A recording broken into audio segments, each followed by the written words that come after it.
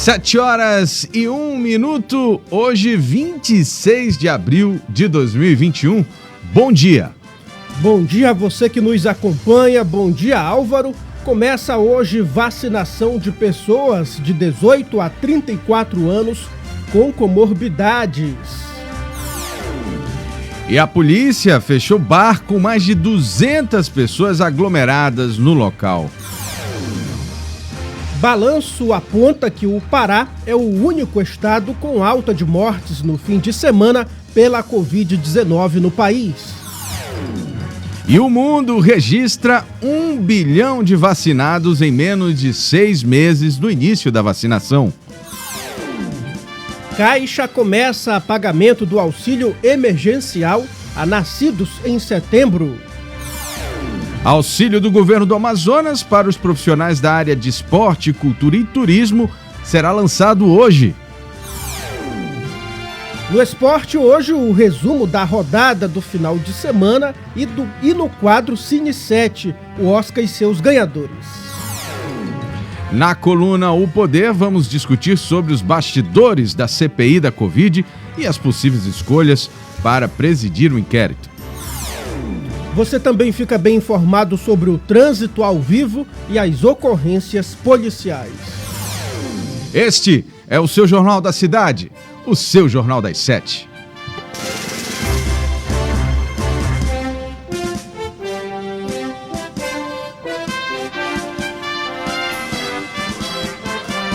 As notícias da cidade de Manaus.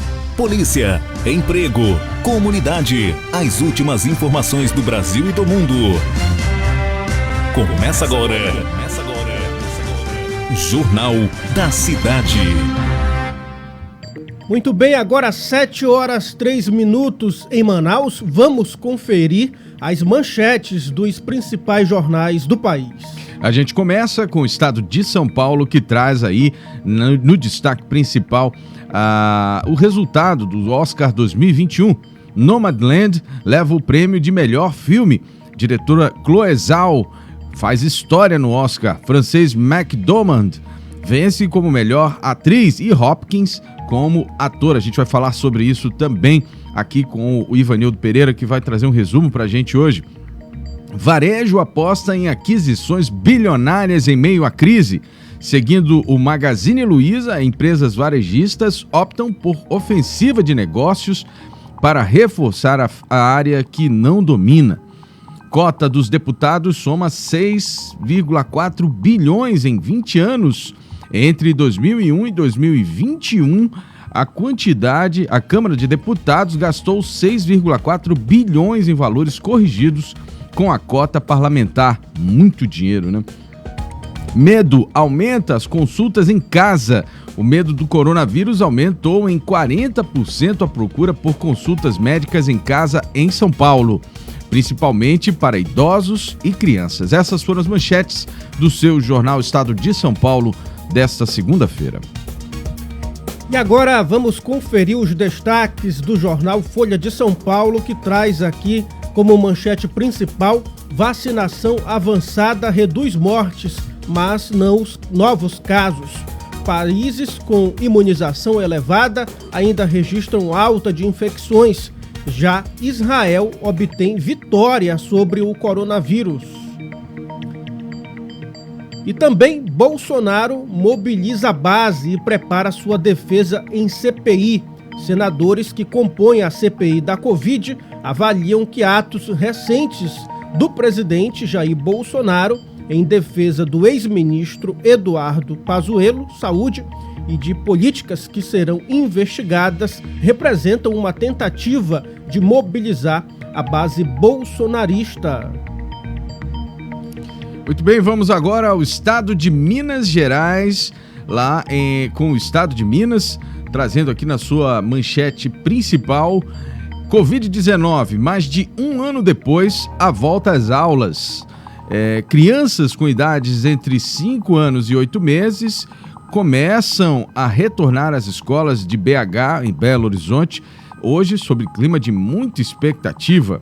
E também países fecham as portas aos brasileiros.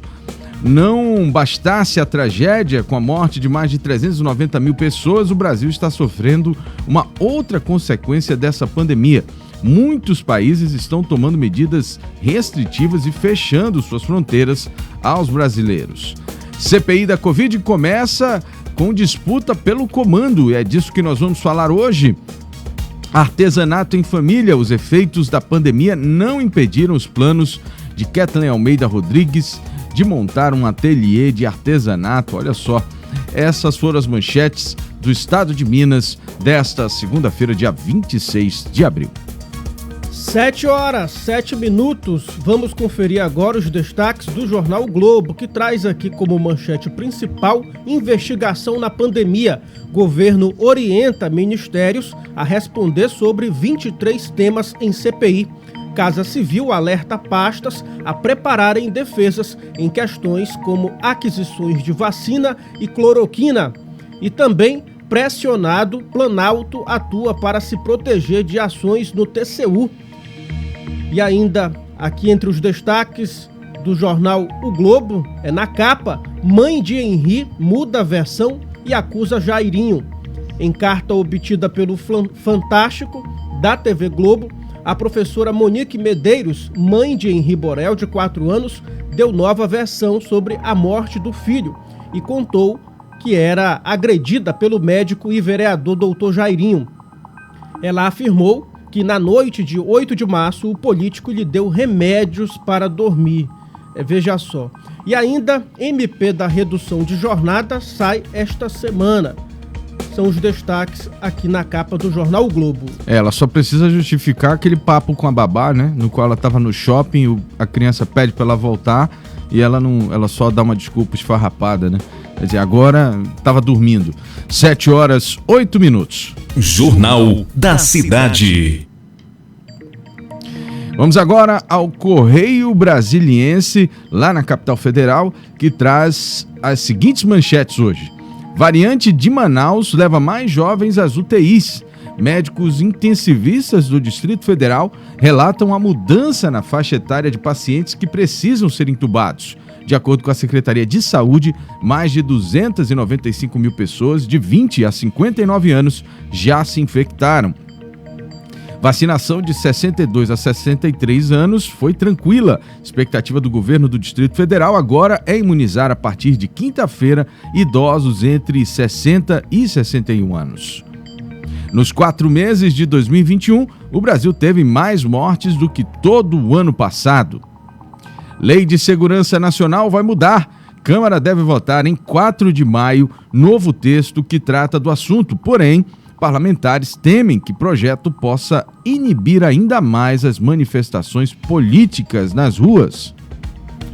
Dia das Mães anima o comércio. Estimativa de lojistas é de que as vendas lá em Brasília possam crescer em 2% em relação ao ano passado. O setor aposta nas promoções para atrair o consumidor. Essas foram as manchetes do Correio Brasiliense.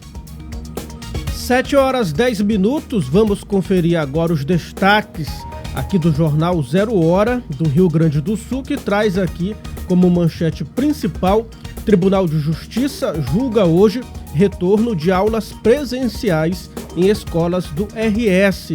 Na tarde de ontem, a primeira vara da Fazenda Pública estabeleceu que permanece válida a liminar que havia proibido a volta de estudantes a colégios durante a Bandeira Preta. E ainda Capital contra Caxias do Sul.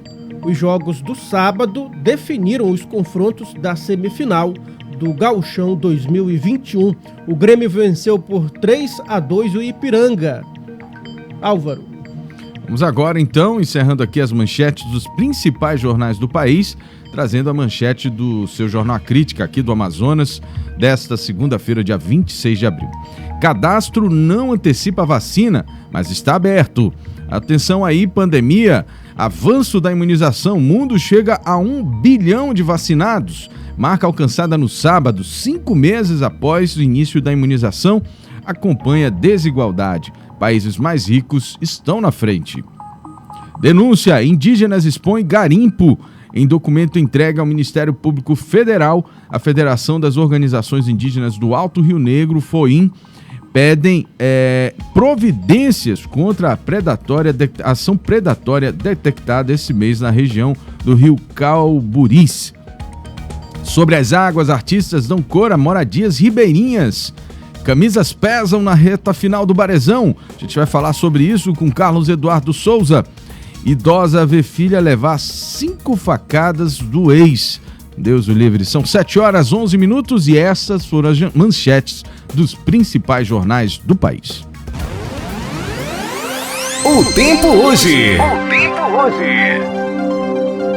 7h12 em Manaus. A previsão para hoje, de acordo com o Instituto Climatempo, é de sol com muitas nuvens durante o dia, períodos de nublado com chuva a qualquer hora, mínima de 24 graus e máxima de 28 graus.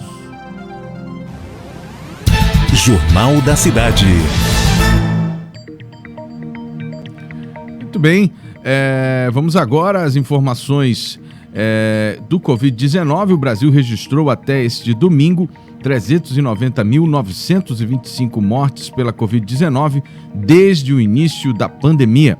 Foram 1.316 óbitos nas últimas 24 horas. Com isso, o país ultrapassa, em 2021, o número de mortes registradas durante todo o ano de 2020, em metade do tempo.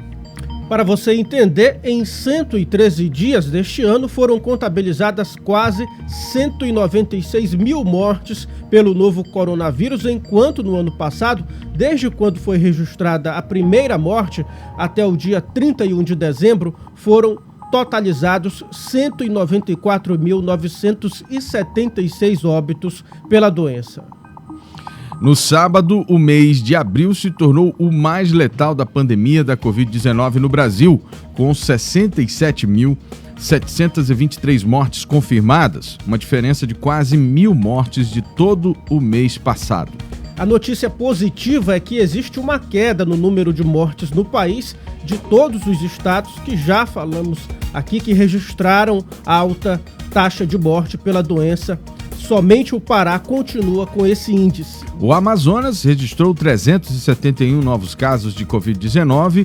Com isso, o total de infectados desde o começo da pandemia chegou a 367.713.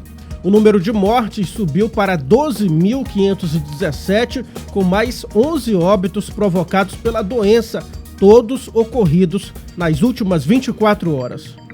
Bom, e de acordo com o boletim da FVS, um pouco mais de 45% dos casos da Covid estão na capital. O Amazonas, infelizmente, ainda se encontra na fase laranja, que corresponde à classificação de risco moderado para a transmissão da Covid-19. Jornal da Cidade. E vamos continuar falando sobre a pandemia do novo coronavírus aqui no estado do Amazonas. Dados parciais do Programa Nacional de Imunização da FVS apontam que 808.103 doses foram aplicadas em todo o estado até este domingo.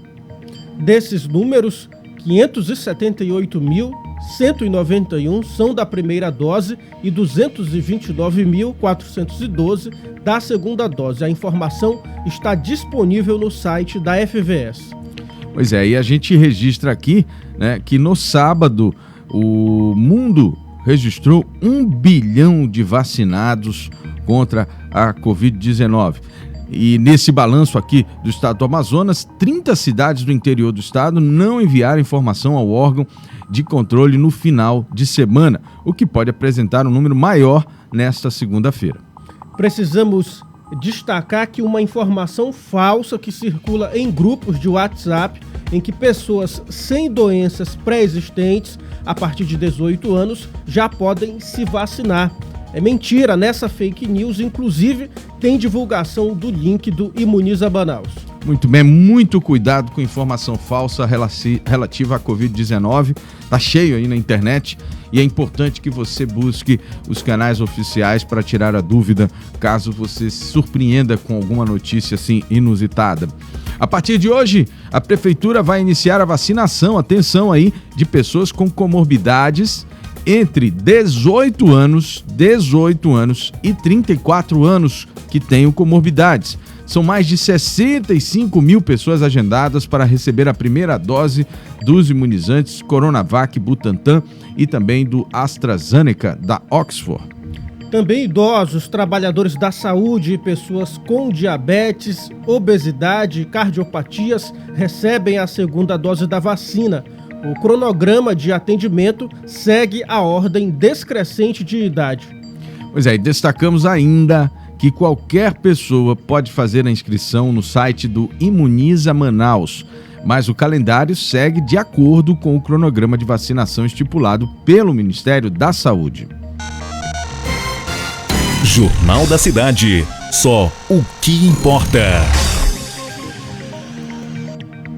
Agora, às 7h17 em Manaus, a empresa White Martins informou nesse domingo que está transportando cilindros de oxigênio de outros estados para atender os hospitais de Fortaleza e outros municípios do Ceará.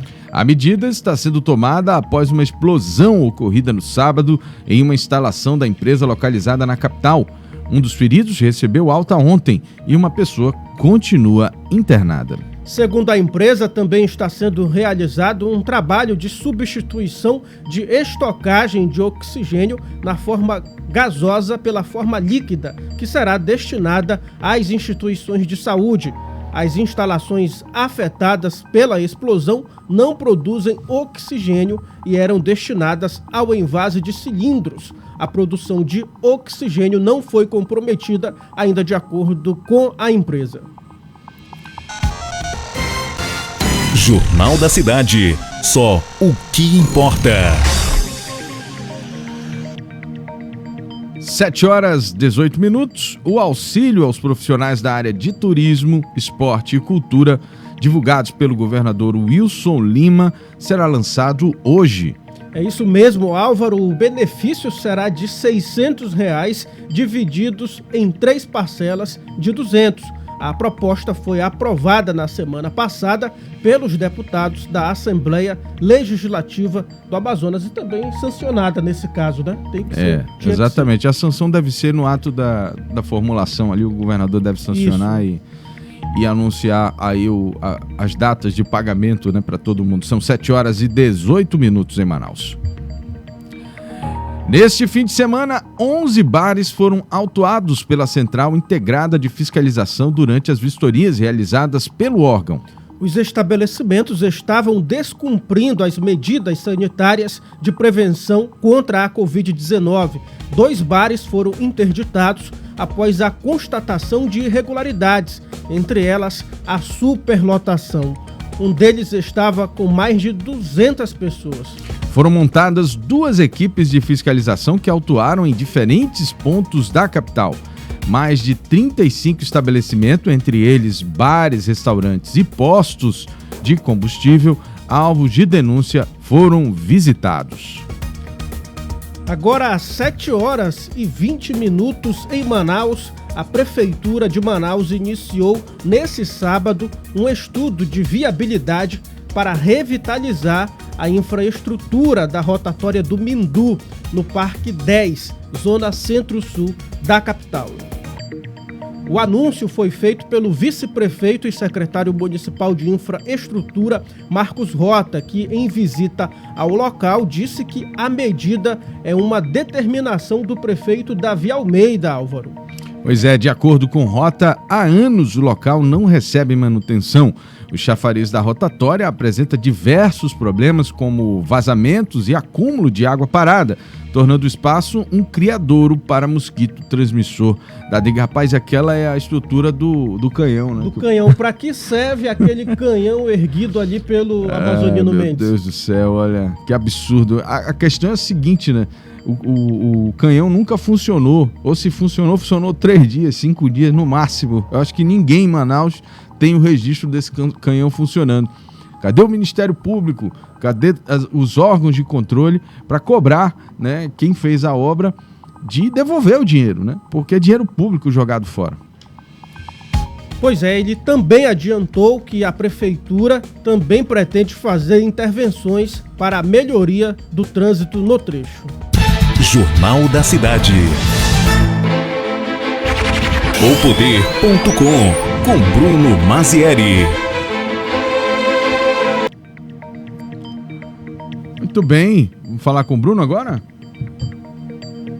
Bom, vamos continuar aqui, são 7h21, vai lá. A Comissão Parlamentar de Inquérito, que vai investigar as ações do governo e o uso de verbas federais repassados para estados e municípios na pandemia da Covid-19, se reúne pela primeira vez amanhã, a partir das 10 horas, horário de Brasília. Com a instalação oficial, a CPI escolherá seu presidente, seu vice-presidente e seu relator.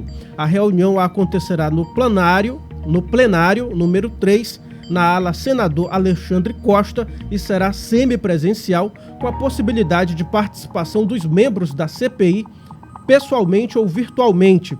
A eleição do presidente e do vice-presidente, que é secreta, será restrita aos que comparecerem no local. Bruno Mazieri já está na linha para falar conosco. Oi, Bruno, bom dia. Bom dia, Thiago. Bom dia, Álvaro. Bom dia a você que nos acompanha nesta segunda-feira.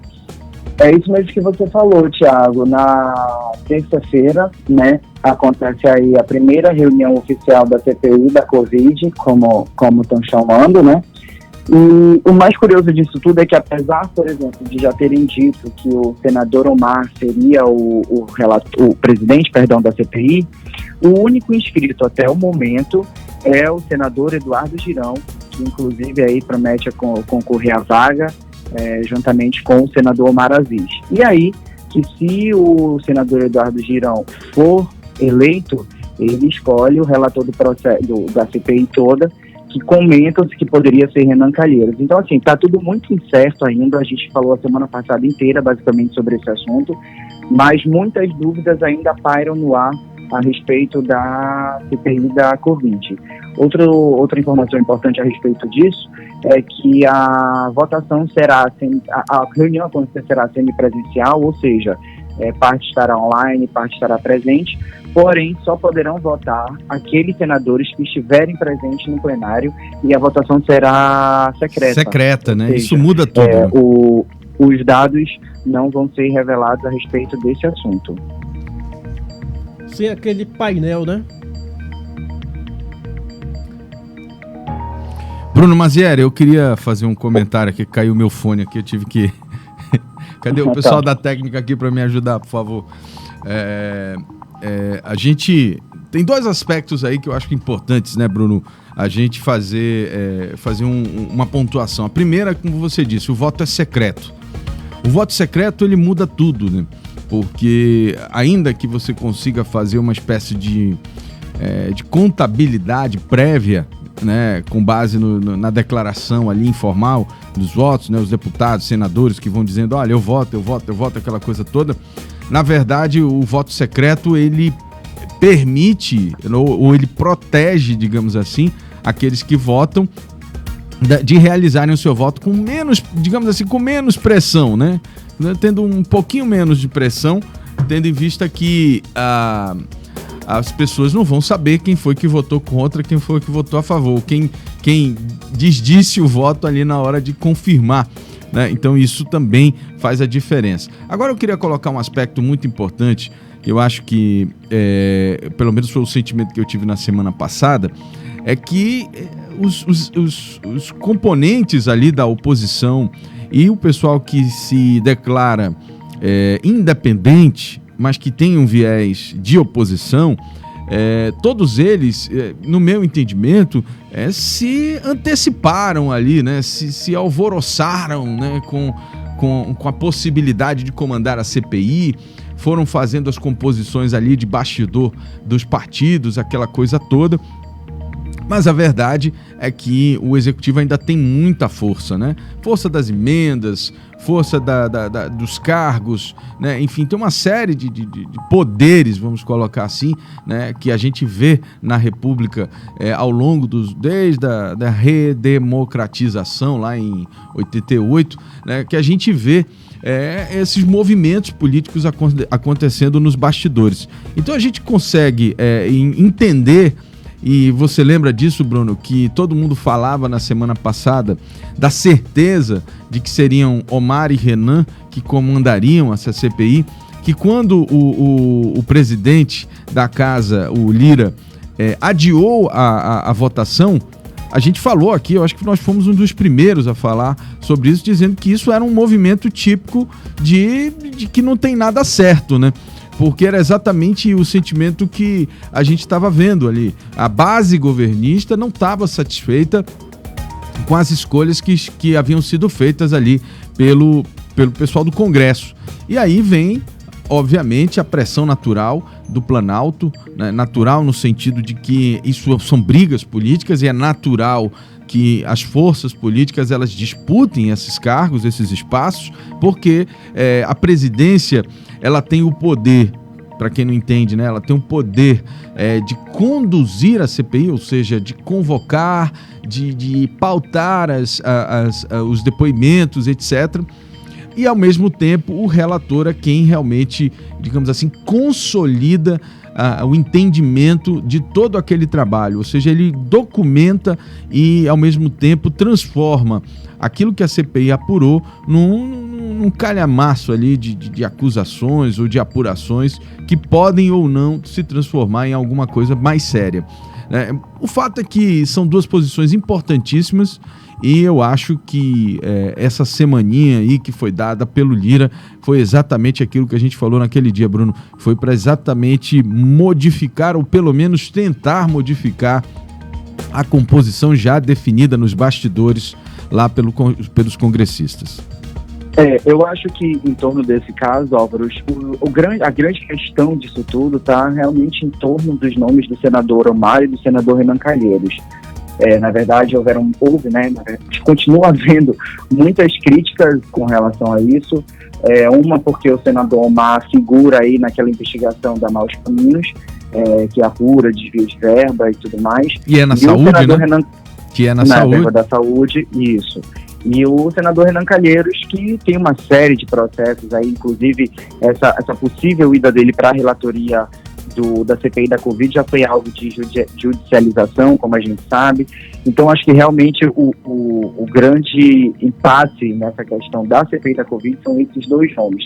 Agora, uma coisa que eu queria ressaltar é que seria muito importante, muito interessante também, se o senador Eduardo Braga, que provavelmente será membro da comissão de parlamentar de investigação, convocasse o ex-prefeito de Manaus, Arthur Neto, para depor, né? Porque eu acho que foi o prefeito da pandemia, sem dúvida, apesar de a gente permanecer nele, o Davi Almeida ser o atual prefeito, mas eu acho que seria interessante o ex-prefeito de Manaus, Arthur Neto, também ser convocado para, de repente, depois prestar esclarecimentos com relação à questão de UBS, que não estava aberta, que não tinha exame não tinha testagem para Covid, enfim, que não houve esse reforço por parte do município no momento em que o estado do Amazonas tanto precisou, principalmente, obviamente, a cidade de Manaus.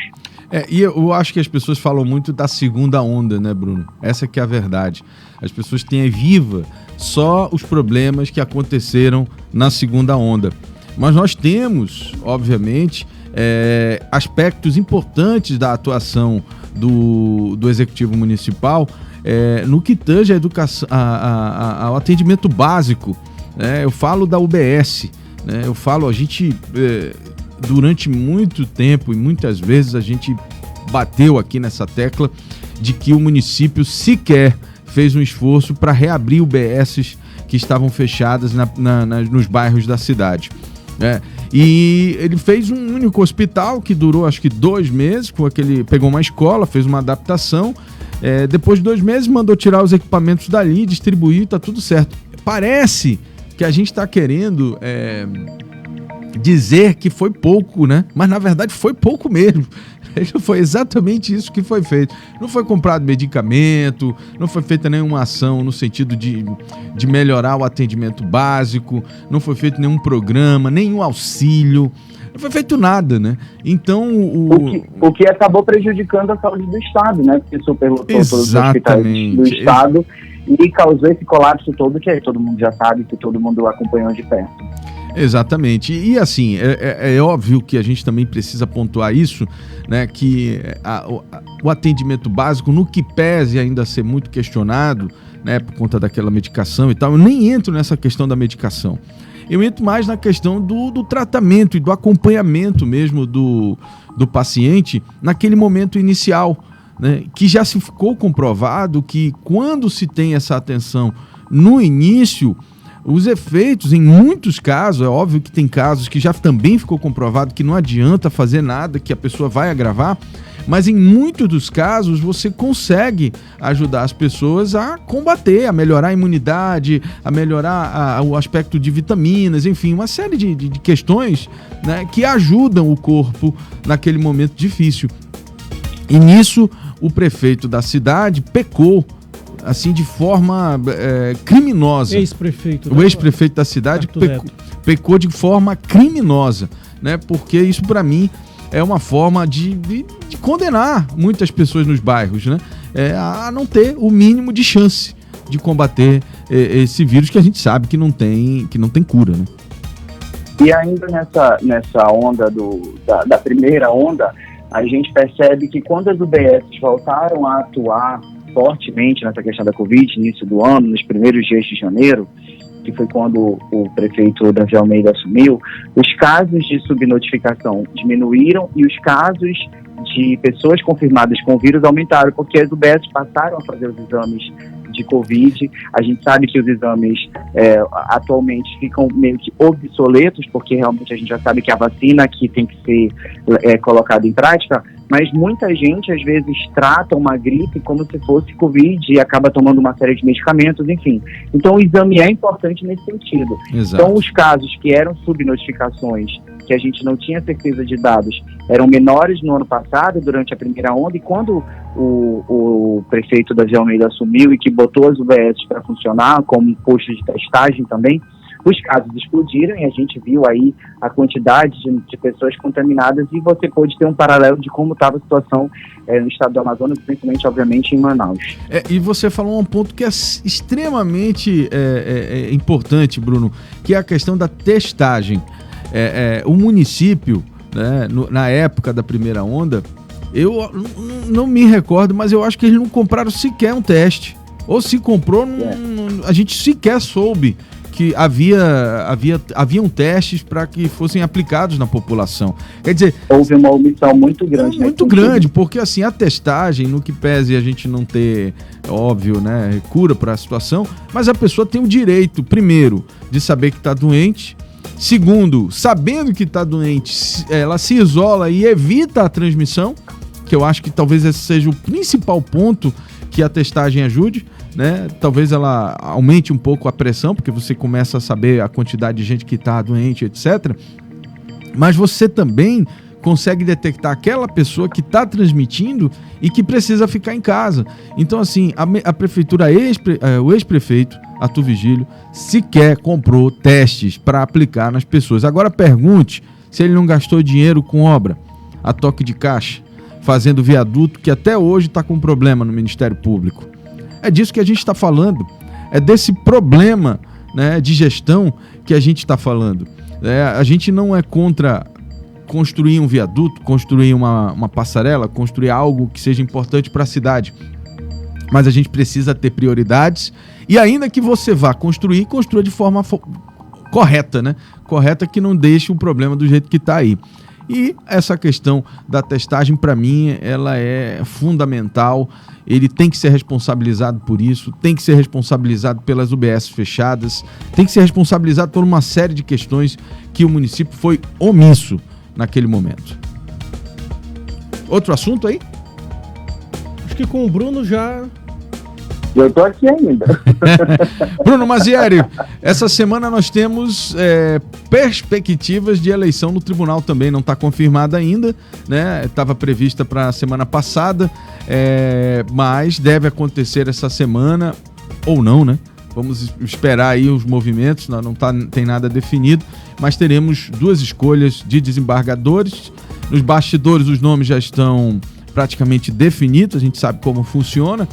Então os nomes já estão definidos, e assim que a gente tiver a confirmação da data da eleição, a gente volta a esse assunto, mas também é uma mudança significativa aí na Corte de Justiça do Estado do Amazonas, né, Bruno?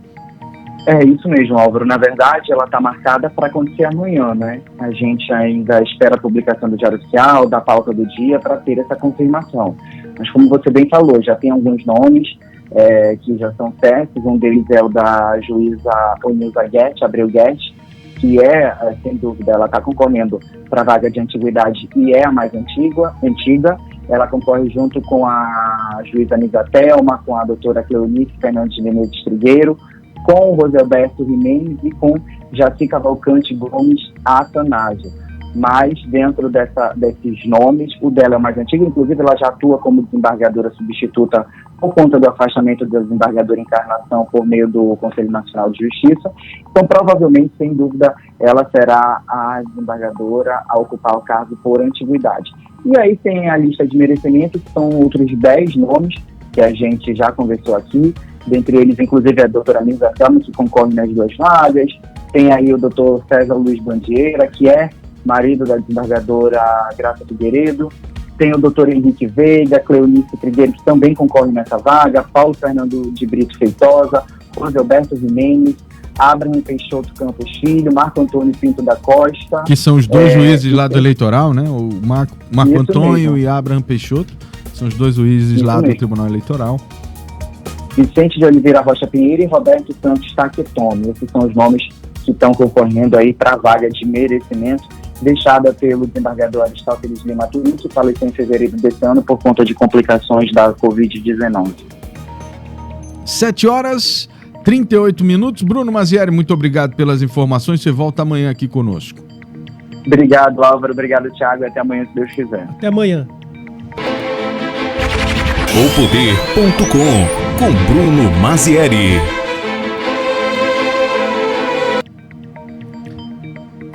Muito bem, olha, Álvaro, a gente tem informações aqui de um incêndio que aconteceu durante a madrugada por volta das 2 horas e atingiu uma peixaria na rua Washington Luiz, no bairro Dom Pedro. O incêndio destruiu o salão principal, que fica na parte de trás.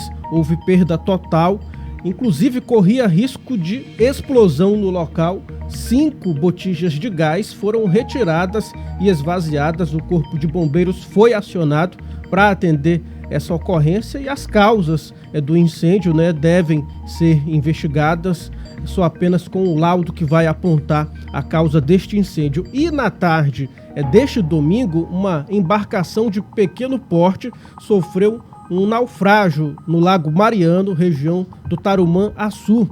Aqui em Manaus, no barco estavam 3 adultos que conseguiram ser socorridos e uma criança que segue desaparecida. Meu Deus. É uma criança de 9 meses, salvo engano, né? Bebê ainda. Um bebezinho.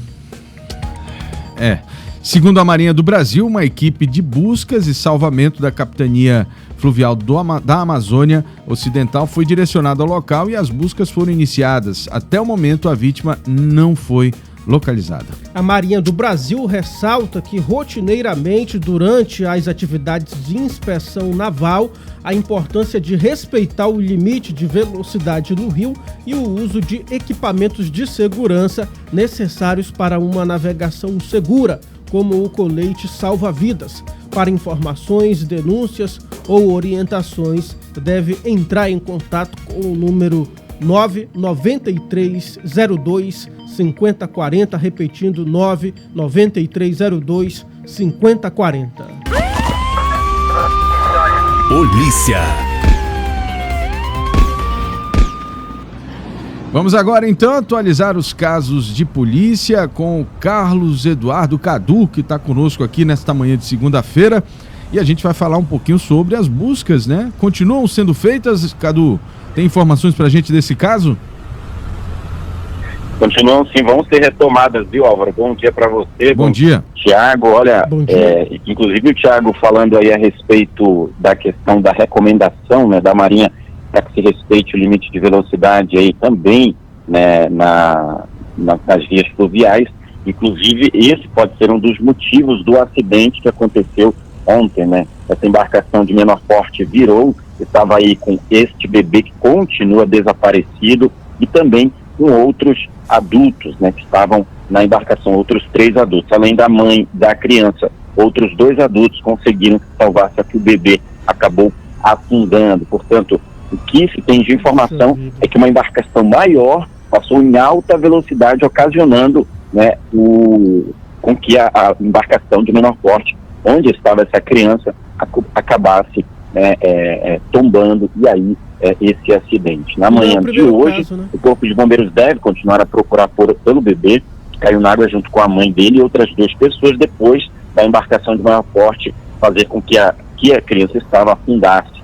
Isso aconteceu no Lago Mariano, no Tarumançu, que é na zona oeste de Manaus. Após o naufrágio, todos conseguiram se salvar e apenas o bebê segue desaparecido. Os bombeiros já fizeram buscas, mas encerraram temporariamente por volta das 6 da tarde, por falta de visibilidade, segundo os bombeiros. O 9º Distrito Naval da Marinha informou que logo que aconteceu o naufrágio, uma equipe de busca e salvamento da Capitania Fluvial da Amazônia Ocidental foi ao local e as buscas foram iniciadas. A nota da Marinha diz que vai ser instaurado um inquérito administrativo para apurar as causas, circunstâncias e possíveis responsáveis. Agora a gente muda de assunto também, né? A gente vai trazer também como destaque aqui nesse resumo aí, falando sobre os casos de polícia, viu?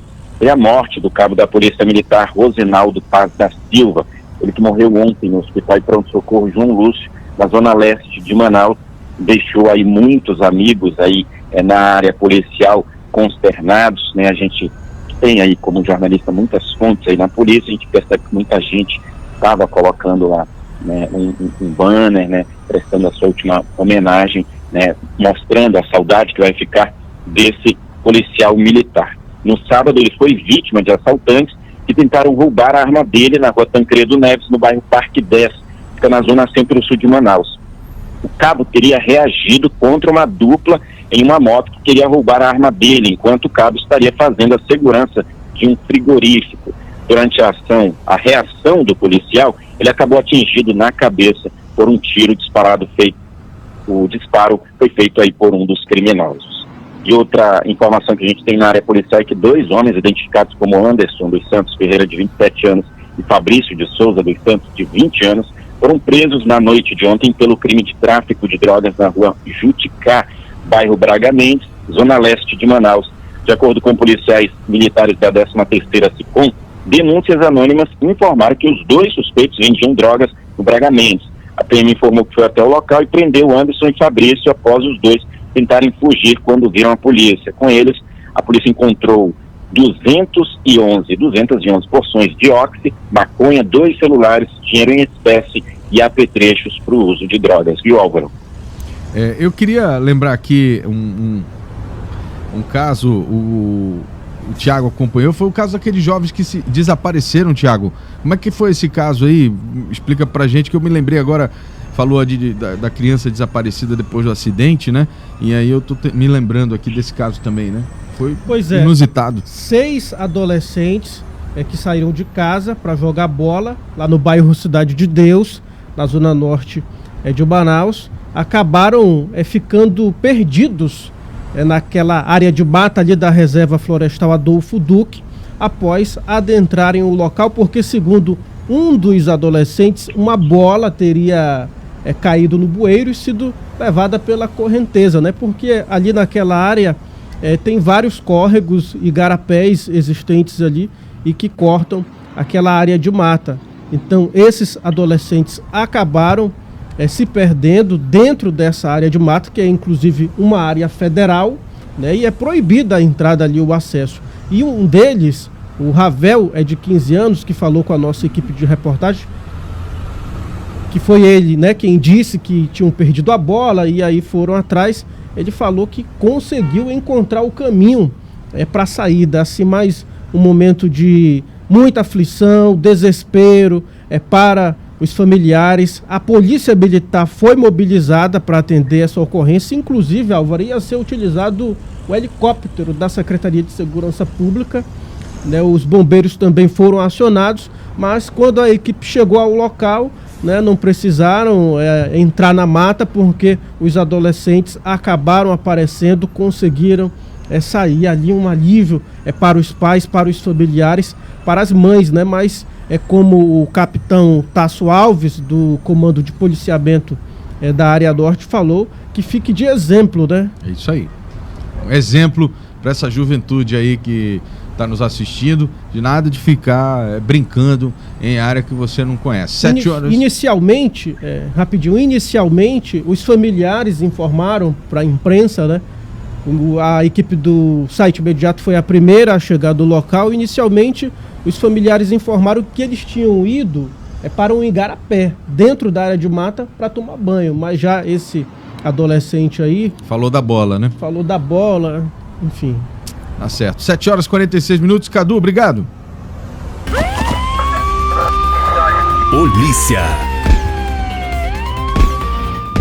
Vamos agora falar de economia. Saiba agora os valores dos produtos da cesta básica aqui na capital, de acordo com o site Busca Preço da Cefaz. O quilo do arroz está custando a partir de R$ 4,80. O maior preço apresentado do site Busca Preço é de R$ 9,00. Agora vamos falar sobre outro produto. De acordo com o site Busca Preço da Cefaz, o quilo do açúcar está custando a partir de R$ 2,60. E o maior valor chegou a R$ 8,40. Comparando com sexta-feira, teve um aumento de 30 centavos no preço do produto divulgado lá no site. Se quiser também acompanhar o preço dos produtos da cesta básica, é só acessar o site Busca Preço Cefaz. Os preços são de quase todos os supermercados da cidade. Vamos lá, o Cine Manaus oferta 51 vagas de emprego hoje em várias áreas de atuação. Os candidatos interessados nas vagas devem enviar o currículo para o e-mail cinemanaus.empregos2021@gmail.com. No currículo devem constar os seguintes dados utilizados: números de telefone de contato e informações sobre o tempo de experiência, caso não seja o primeiro emprego. Entre as vagas ofertadas estão oportunidades para vendedor, ajudante de motorista, auxiliar de serviços gerais, entre outros, que podem ser conferidas em detalhes no site imediatoonline.com. Lembrando então o e-mail que você pode enviar o seu currículo, que é o cinemanaus.empregos2021@gmail.com, repetindo, cinemanaus.empregos2021@gmail.com. Momento do Esporte, com Carlos Eduardo Souza. E é com ele que nós vamos conversar agora, Carlos Eduardo Souza, sobre o Barezão. Carlos, bom dia. Não estou ouvindo o Carlos aqui. Surpresa no fim de semana, São Raimundo virou para cima da equipe tirou a vantagem da equipe do Amazonas, venceu por 3-1 com muita autoridade. O Amazonas com a folha de pagamento aí na faixa de 300 mil, São Raimundo gastando aí menos de 50 mil reais por mês, e o Amazonas, que tinha vencido a primeira partida por 2-1, jogava por 2 resultados iguais, teve a segunda melhor campanha na competição, acabou perdendo, e o Tufão está aí nas semifinais do Barezão 2021. Pesou a camisa? Pesou a camisa, Carlos? Como? Pesou a camisa? Será que pesou a camisa? Ah, sim. Pesou a camisa porque o Amazonas é uma equipe nova, né? Duas competições nesse ano, o Barezão 2020, que terminou esse ano, e o 2021, e o Amazonas não conseguiu sequer chegar nas semifinais, né? E o São Raimundo, com um time muito limitado assim, em número de jogadores, né, mas muita qualidade com as peças que tem, conseguiu reverter o resultado, a molecada muito jovem, né? Enquanto o Amazonas um time muito experiente, já um meio campo muito cansado, Ibson, Marion, Delcinei, jogadores já bem rodados no futebol, né, com a alta quilometragem, e não conseguiu. Enquanto que ontem nós tivemos outra camisa pesada também, né? O Nacional Futebol Clube empatou 1-1 contra a equipe do Clipper, passou também para as semifinais. Aí nós vamos ter hoje o Manaus contra o JC, o Manaus está na vantagem de 2-0, e amanhã nós temos o jogo do Princesa dos Solimões contra o Penarol lá na cidade de Taquatiara. Como é que está a semifinal? O que já tem definido e o que falta definir, Carlos? Não, falta definir ainda a vitória, é o jogo do Manaus JC hoje e amanhã o Princesa e o Penarol. Princesa e Manaus estão na vantagem porque venceram as suas primeiras partidas. Ah, certo. E o Nacional e o campeonato de outros estados, do Rio, São Paulo, como é que tá? Bora, temos aí no Campeonato Carioca, né, o Flamengo e Fluminense, os dois grandes classificaram, enquanto que no Campeonato Paulista, ontem tivemos a derrota do Palmeiras. Palmeiras pode não classificar a próxima fase. O São Paulo venceu com o time, terceiro time, venceu a equipe do Ituano 3-0 ontem à noite, por isso venceu o Santos, né? E na Copa do Nordeste, no sábado, deu o Ceará e o Bahia, né? O Bahia passou nos pênaltis contra a equipe do Fortaleza, inclusive o Fortaleza demitiu o seu treinador, Anderson Moreira, depois dessa derrota. Carlos Eduardo Souza, muito obrigado, meu amigo. Uma excelente semana para você e vamos continuar acompanhando aí o futebol amazonense e torcendo para que o futebol fique cada vez mais forte. Obrigado. Obrigado, bom dia para todos. Momento do Esporte com Carlos Eduardo Souza. A gente tem o Carlos Eduardo Pessoa, que acabou de trazer as informações. E o Carlos Eduardo Souza. São dois Carlos hoje. 7h53. Os trabalhadores informais, nascidos em setembro, começam a receber a nova rodada do auxílio emergencial. O benefício terá parcelas de R$ 150 a R$ 375, dependendo da família. O pagamento também será feito a inscritos no Cadastro Único de Programas Sociais do Governo Federal, o CAD Único, nascidos no mesmo mês. O dinheiro será depositado nas contas poupança digitais e poderá ser movimentado pelo aplicativo Caixa Tem, somente de 2 a 4 semanas após o depósito. O dinheiro poderá ser sacado em espécie ou transferido para uma conta corrente. O saque da primeira parcela foi antecipado em 15 dias. O calendário de retiradas, que iria de 4 de maio a 4 de junho, passou para 30 de abril a 17 de maio. Atenção aí a essas datas. Cine 7. Com Ivanildo Pereira. Olha, são 7h54 e apesar da pandemia, apesar desse momento sui generis que a humanidade está vivendo, todo mundo que gosta de cinema, todo mundo é um pouco ligado a isso, né? Ontem aconteceu a cerimônia do Oscar, né, que premia as grandes produções cinematográficas do planeta. E a gente trouxe aqui excepcionalmente esta segunda-feira o Ivanildo Pereira para comentar um pouco, ele que através do Cine 7, que é um site amazonense que cobre cinema todos os dias, você pode acessar o cine7.com.br e você vai acompanhar lá. E o Ivanildo traz pra gente em detalhes como foi a premiação. Ivanildo, bom dia. Bom dia, Álvaro, tudo bem? Tudo bem. Eu queria primeiramente que você desse as suas impressões rapidamente, na verdade, antes da gente falar de quem ganhou, como foi essa cerimônia híbrida, né? Essa cerimônia meio que digital, meio virtual, presencial. Como é que foi essa experiência? Olha, eu confesso que já estava esperando uma cerimônia chata, assim, meio sem sal, né? Como foram algumas cerimônias de premiação antes, né? Mas eu acho que até que o Oscar se resolveu bem. Ele teve lá uma parte presencial no qual todo mundo foi testado, né? Todo mundo que estava lá foi testado antes. Eles fizeram questão de ressaltar isso na abertura. E quem não pôde comparecer, né?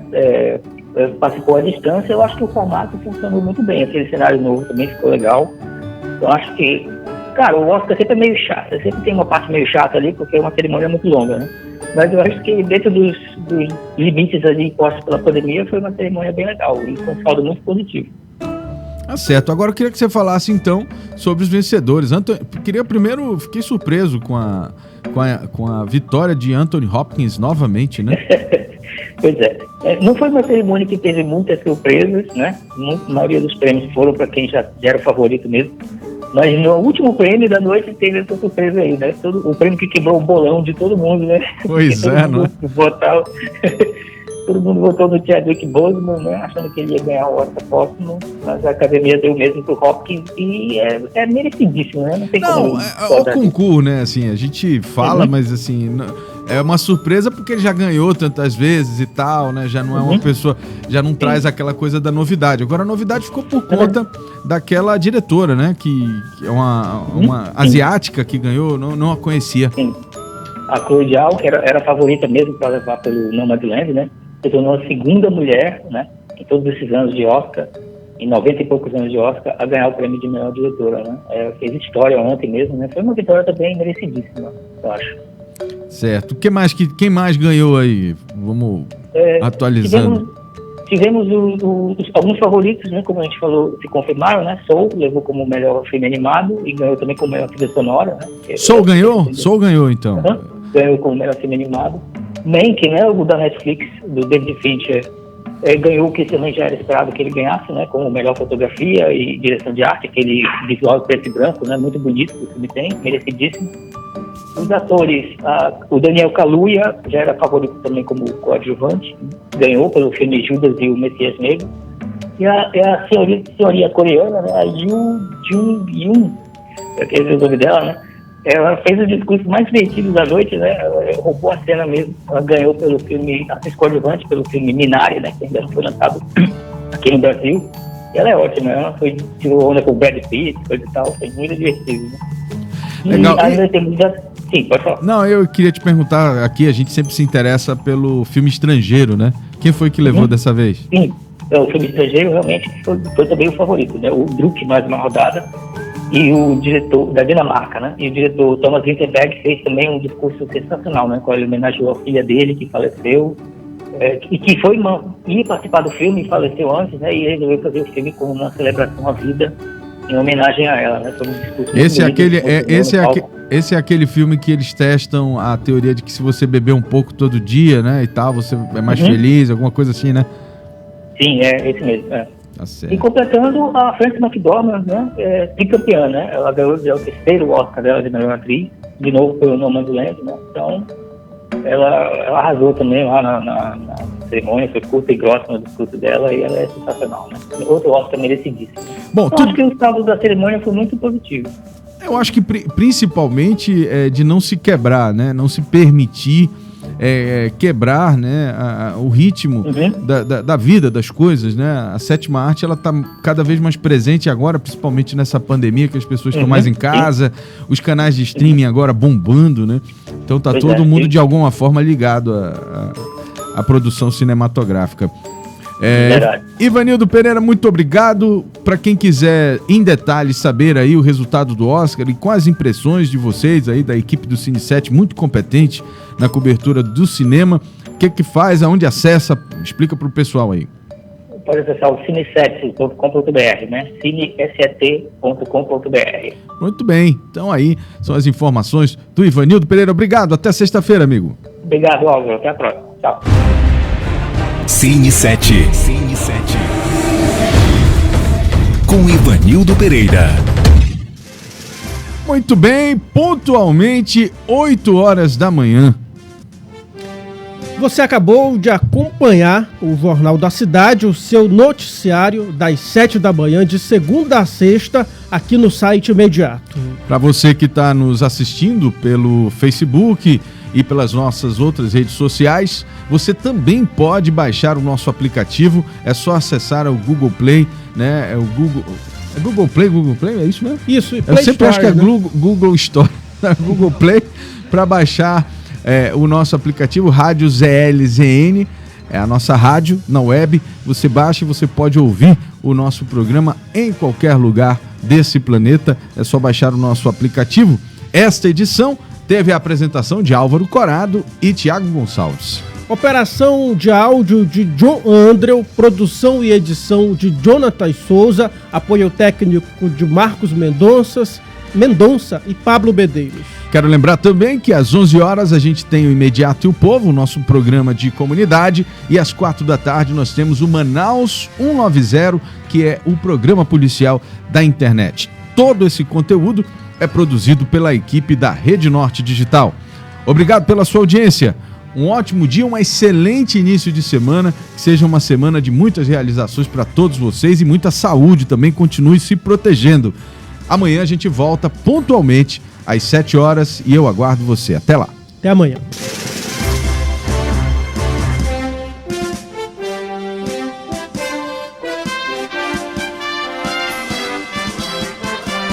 As notícias